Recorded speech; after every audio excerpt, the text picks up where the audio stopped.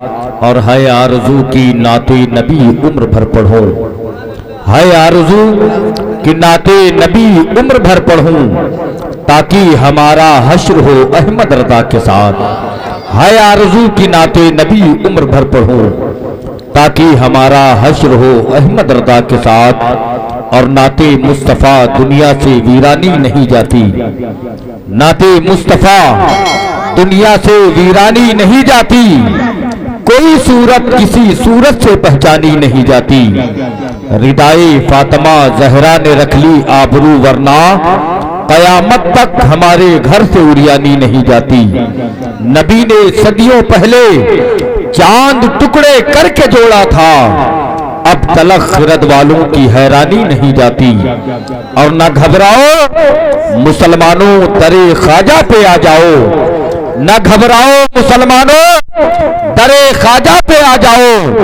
یہ کہنا بھول جاؤ گے پریشانی نہیں جاتی، یہ کہنا بھول جاؤ گے پریشانی نہیں جاتی۔ اب آئیے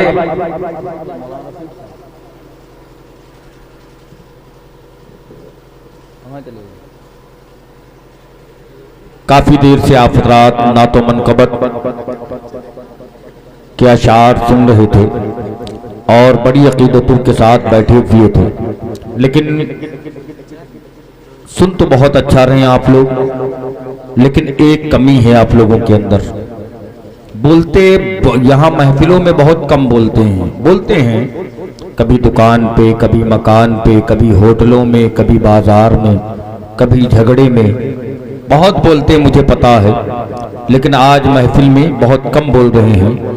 یاد رکھو وہاں کا بولنا آپ کا قبول ہو یا نہ ہو، لیکن اس محفل میں جو بھی بولیں گے انشاءاللہ ضرور قبول ہوگا، سبحان اللہ الحمدللہ، جو بھی بولیں گے وہ قبول ہوگا۔ ایک شعر میں پڑھ دوں، اس کے بعد ایک اچھی تقریر آپ حضرات کو سماعت کرنی ہے کہ بسد خلوص بسد احترام پہلے سے، آپ بھی سبحان اللہ بول لیں پہلے سے۔ میں تھوڑا پریشان ہوں اس لیے کوشش نہیں کر پا رہا ہوں، یقین جانیے، اور یہ مائک تھوڑا ڈسٹرب کر رہا ہے، اس کی آواز بیٹھ رہی ہے، اگر میں کوشش کر کے تیز آواز سے بولوں تو مجھے اندیشہ ہے کہ 2-4 یونٹ چلے ہی جائیں گے، ہے نا، اس لیے میں بہت آرام سے کام لے رہا ہوں۔ میں اگر مائک میں بول رہا ہوں اکیلا تو میری آواز تیز ہے نا، اگر آپ سب لوگ مل کر کے بولیں تو انشاءاللہ اس سے بھی تیز آواز نکلے گی۔ ایک مرتبہ بول کے بتا دیں سبحان اللہ، اور جو لوگ ادھر لوگ بیٹھے ہیں وہ اگر کسی افسوس میں نہ بیٹھے ہوں تو بول دیں یا رسول اللہ، ایک مرتبہ ہاتھ اٹھا کر بول دیں یا رسول اللہ، اور محبت سے نبی کو پکاریں، بولیں یا رسول اللہ، ایک مرتبہ بول دیں یا حسین، اور محبت سے یا حسین۔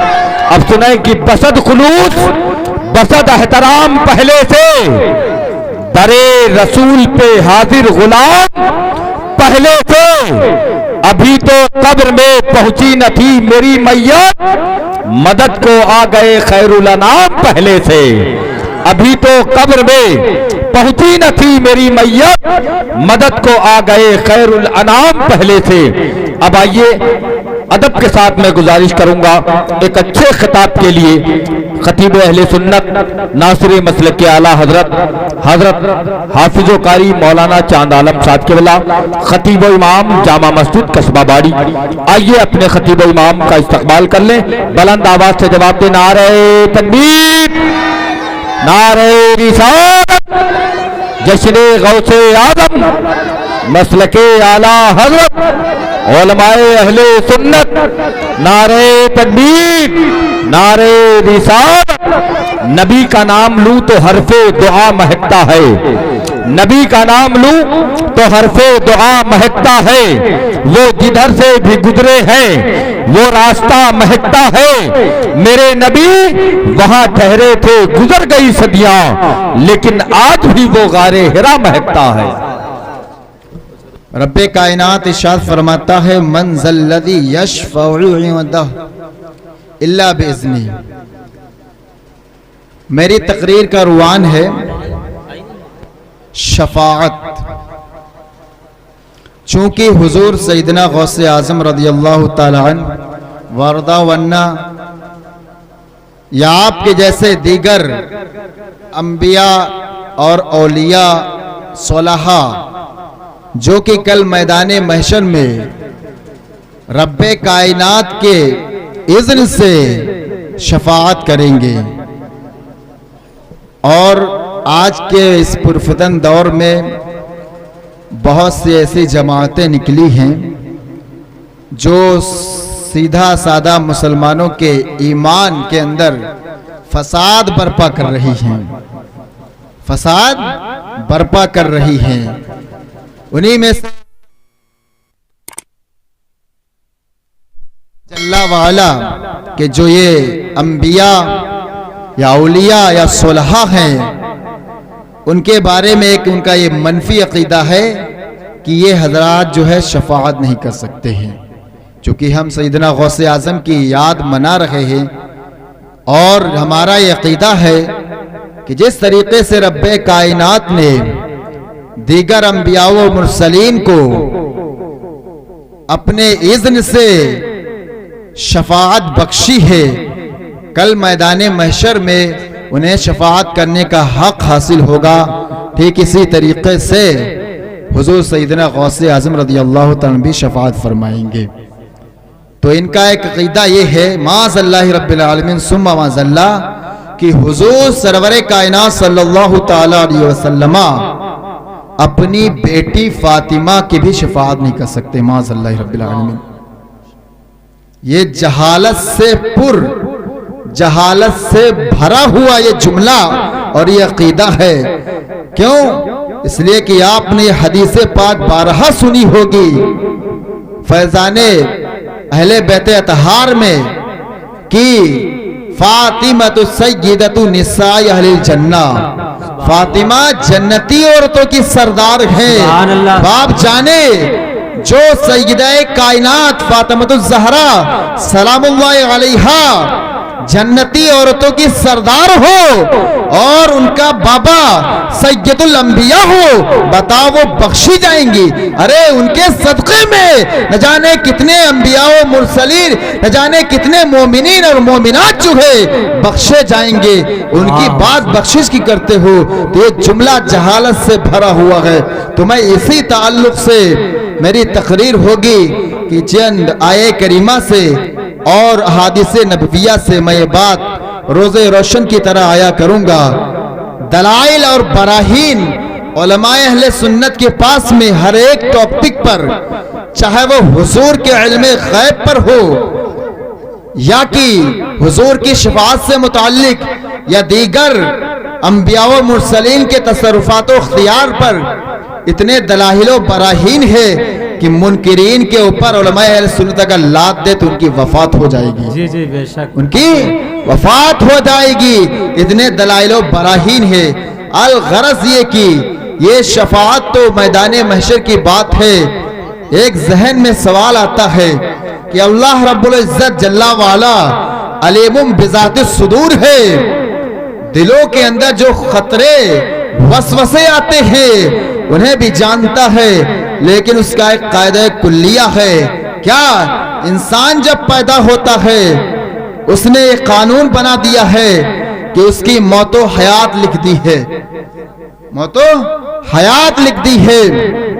اور انسان جب پیدا ہوتا ہے موت و حیات کے بعد میں وہ انسان جو بدی کرتا ہے، جو نیکی کرتا ہے، فرشتے کو مقرر فرما دیا ہے.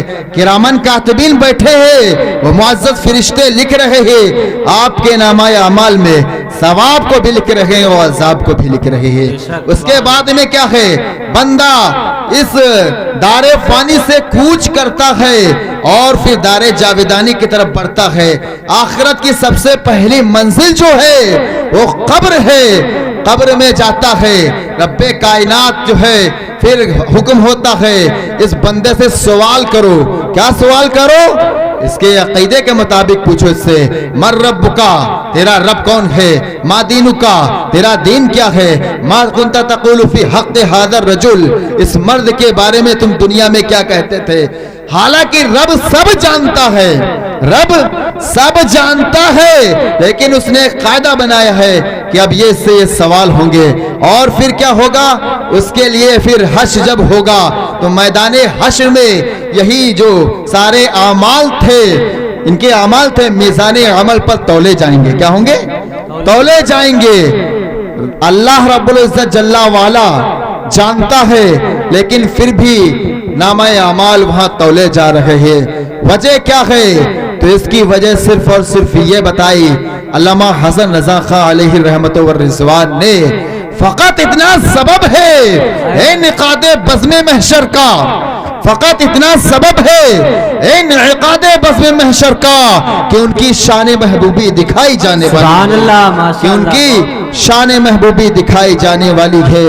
تو کل میدان محشر میں یہی جو اپنی تقریروں میں، اپنی تالیفوں میں بیان کرتے پھرتے ہیں کہ حضور سرور کائنات صلی اللہ تعالی علیہ وسلم شفاعت نہیں کر سکتے ہیں، یا دیگر انبیاء و مرسلین اور اولیاء صلحاء علماء، تو کل انہیں وہ رسوائی ہوگی کہ تمام انبیاء و مرسلین حاضر ہوں گے، رب کائنات کی جو ہے ذات گرامی ہوگی، یہ کون سا منہ کر کے حضور کی بارگاہ میں استشفاء کریں گے؟ یہاں تو عقیدہ یہ ہے ان کا کہ حضور شفاعت نہیں کر سکتے گے، لیکن میدان محشر میں جب حضور ہی کام آئیں گے اس کے علاوہ کوئی کام نہ ہوگا، تو یہ منہ کہاں لے کر کے جائیں گے؟ حضور کے بغیر چارہ نہ ہوگا۔ میں نے جو آیہ کریمہ کی تلاوت کیا، رب کائنات ارشاد فرماتا ہے من ذا الذی یشفع عنده الا باذنہ، کون ہے جو اس کی بارگاہ میں شفاعت کرے مگر یہ کہ اس کے اذن سے؟ اللہ رب العزت جل وعلا کے اذن سے خود حضور سرور کائنات صلی اللہ تعالی علیہ وسلم اور دیگر انبیاء و مرسلین کو شفاعت کرنے کا حق حاصل ہے۔ کیا حاصل ہے؟ حق حاصل ہے۔ تو آپ نے آیت کریمہ میں دیکھا، یہ سورہ بقرہ کی 3 پارے کی آیت کریمہ ہے۔ اسی طریقے سے دوسری آیتوں میں بھی آیا ہے کہ اللہ رب العزت جل وعلا کی عطا سے، اذن سے شفاعت کریں گے۔ حضور سرور کائنات صلی اللہ تعالی علیہ وسلم کی بخاری شریف کی حدیث ہے، عن عمران بن حسین رضی اللہ تعالی عنہ عن نبی صلی اللہ تعالی علیہ وسلم قال یخرج قوم من النار بشفاعت محمد فیدخلون الجنت ویسمون الجہنمیین، کما قال علیہ الصلوۃ والسلام۔ حضور سرور کائنات صلی اللہ تعالی علیہ وسلم نے ارشاد فرمایا اپنے بارے میں کہ جہنم سے کچھ لوگ نکالے جائیں گے محمد کی شفاعت، یعنی میری شفاعت سے کچھ لوگ جہنم سے نکالے جائیں گے اور وہ جنت میں داخل ہوں گے، وَيُسَمُّونَ الْجَهَنَّمِيِّينَ، اور ان کا نام جہنمی رکھا جائے گا۔ مطلب یہ کہ جہنم سے آنے والے، جہنم سے نکل کر کے جنت میں آنے والے، سبحان اللہ۔ تو دیکھا آپ نے کہ وہ حضرات جو جہنم کے مستحق تھے، اپنے اعمال کی بنیاد پر، اپنے اعمال کی بنیاد پر، عمل بد کی بنیاد پر جو جہنم میں جا چکے تھے، حضور سرور کائنات صلی اللہ تعالی علیہ وسلم کی شفاعت سے وہ جہنم سے نکلیں گے۔ حضور فرماتے ہیں ان کا نام جہنمی رکھا جائے گا، جہنم سے آ کر کے جنت میں آنے والے۔ تو اس حدیث پاک سے یہ بات ثابت ہوتی ہے کہ حضور سرور کائنات فخر موجودات وجہ تخلیق کائنات صلی اللہ تعالی علیہ وسلم شفاعت فرمائیں گے۔ مسلم شریف کے حدیث سے پاک ہے، عن جابر بن عبداللہ عن النبی صلی اللہ تعالی علیہ وسلم قال لکل نبی دعوت دعا بها لامتی، ہر نبی کے لیے ایک ایسی دعا جو مقبول ہو، ہر ایک نبی کے لیے اللہ رب العزت نے اسے حق دیا ہے اور جو انہوں نے اپنی امت کے لیے مانگ لیا ہے، یعنی ہر نبی کو ایک ایسی دعا کرنے کا حق دیا گیا جو اس کی ہر حال میں قبول ہوتی ہے۔ نبی کی ہر دعا قبول ہوتی ہے، لیکن ہر ایک نبی کو ایک ایسی خاص دعا جو مقبول عطا کی گئی ہے، اور ہر نبی نے وہ اپنی دعا جو ہے اپنی امت کے لیے مانگ لیا ہے۔ حضور فرماتے ہیں وَخَبَأْتُ لِدَعْوَتِ شَفَاعَةً لِأُمَّتِ يَوْمَ الْقِيَامَةِ كَمَا قَالَ الصَّلَاةُ وَالسَّلَامُ۔ حضور فرماتے ہیں میں نے اپنی اس خاص دعا کو قیامت کے دن اپنے امتیوں کی شفاعت کے لیے میں نے اسے محفوظ کیا ہے۔ سبحان اللہ، میں نے اسے اپنے امتیوں کی میدان محشر میں شفاعت کے لیے اسے محفوظ رکھا ہے۔ قربان جاؤ اپنے نبی پر کہ وہ ہمارا تمہارا نبی سید الانبیاء ہے۔ وہ جب دنیا میں آیا اس نے اپنے امتیوں کا خیال رکھا، اور جب تک دنیا میں ظاہری زندگی میں رہے خیال فرماتے رہے، اور جب قبر انور میں تشریف لے گئے تب بھی خیال فرماتے ہیں، میدان محشر میں بھی خیال فرماتے رہیں گے۔ تو حضور فرماتے ہیں میں نے اپنی اس خاص دعا کو اپنے امتیوں کی شفاعت کے لیے محفوظ رکھا ہے۔ سبحان اللہ۔ تو دیکھا حضور خود فرما رہے ہیں کہ میں اپنے امتیوں کی شفاعت فرماؤں گا۔ بے شک بے شک۔ پھر دوسری مسلم شریف کی حدیث پاک ہے، حضرت سعید رضی اللہ تعالیٰ سے مروی ہے کہ حضور سرور کائنات صلی اللہ تعالی وسلم نے ارشاد فرمایا کہ اللہ رب العزت جل والا ارشاد فرماتا ہے شفاعت الملائکۃ والنبیون والمؤمنون لم يبقى الا ارحم الراحمین فيقبض قبضة من النار كما قال الصلاة والسلام۔ حضور فرماتے ہیں رب العزت ارشاد فرماتا ہے انبیاء نے شفاعت کر لی، انبیاء نے شفاعت کر لی، مومنین نے شفاعت کر لی، اب اللہ رب العزت کے سوا کوئی باقی نہ رہا۔ پھر رب کائنات نے اپنے دست قدرت کی مٹھی سے جو ہے بھر کر کے جہنم سے لوگوں کو نکالا۔ سبحان اللہ۔ رب کائنات نے اپنے دست قدرت سے ایک مٹھی بھر کر کے جہنم سے لوگوں کو نکالا۔ تو پتا چلا کہ لوگوں کی شفاعت ہوگی، لوگ جو ہے جہنم سے نکالے جائیں گے۔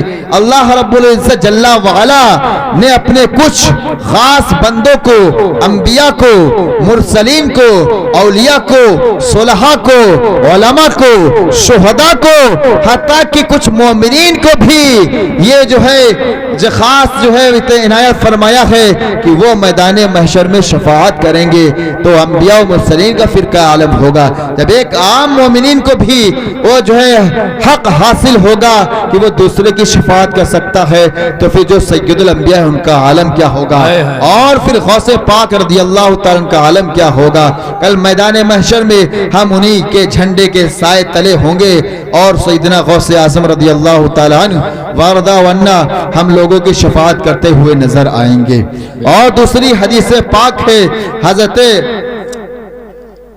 عبداللہ بن ابی جدعہ رضی اللہ تعالیٰ عنہ ہے، آپ فرماتے ہیں کہ حضور سرور کائنات صلی اللہ تعالیٰ علیہ وسلم نے ارشاد فرمایا، کیا ارشاد فرمایا کہ میری امت کے ایک فرد کی شفاعت سے، میرے امت کے ایک فرد کی شفاعت سے لوگ جنت میں داخل ہوں گے بنو تمیم کی تعداد سے زیادہ۔ سبحان اللہ۔ سبحان اللہ۔